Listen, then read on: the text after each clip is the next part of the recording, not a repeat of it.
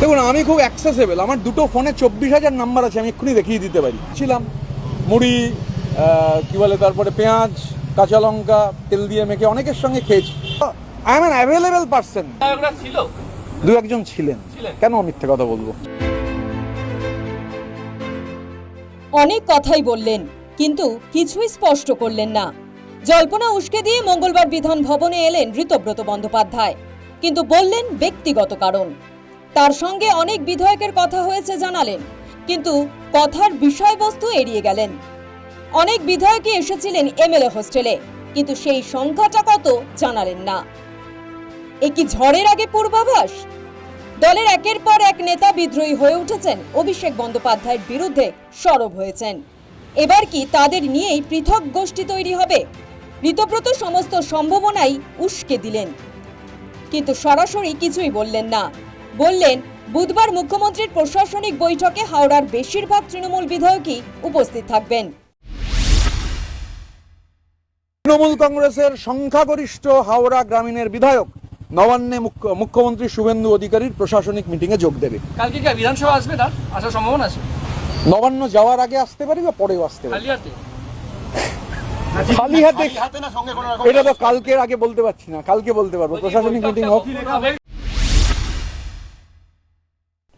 সোমবার থেকেই খবরের শিরোনামে তৃণমূলের অন্দরের কুরুক্ষেত্র।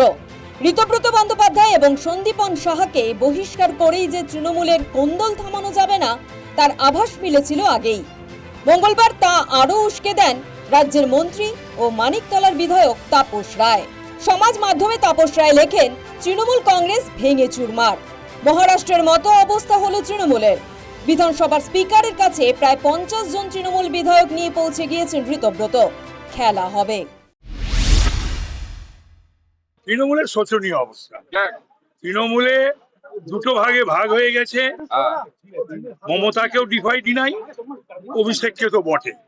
এরকম একটা পরিস্থিতি সৃষ্টি হয়েছে। পার্টির রেজাল্ট 1 মাসও হয়নি, এখনো বাকি আছে আরো 2 দিন, তাই না?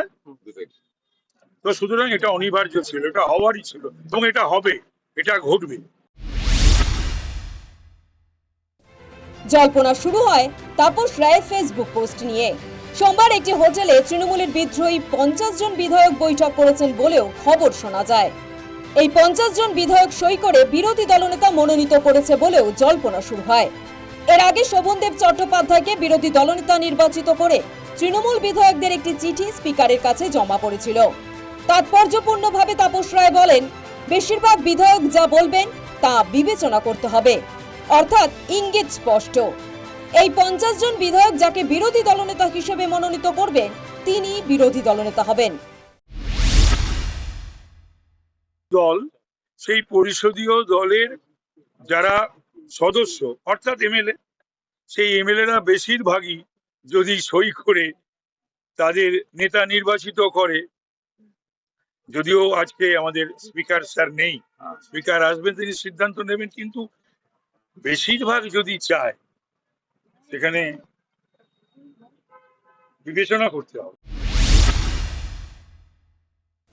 এর মধ্যেই নাটক আরো জমে ওঠে বিধানসভায় কুণাল ঘোষ এবং অসীমা পাত্রের উপস্থিতিতে।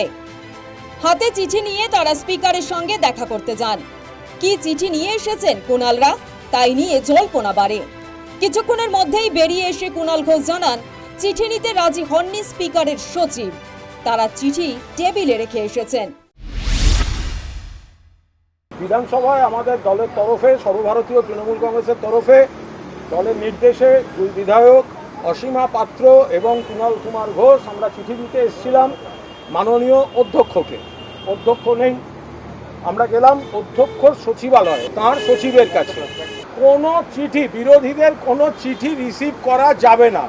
উনি না দেখলে বা উনি অনুমতি না দিলে চিঠি রিসিভ করা যাবে না। চিঠিটি তাঁর টেবিলে রেখে পেপার ওয়েট দিয়ে যত্ন করে রেখে, এবং তারা কোনো আপত্তি করেননি। আমরা বেরিয়ে এলাম। কি ধরনের ছেলে খেলা হচ্ছে বিধানসভায়?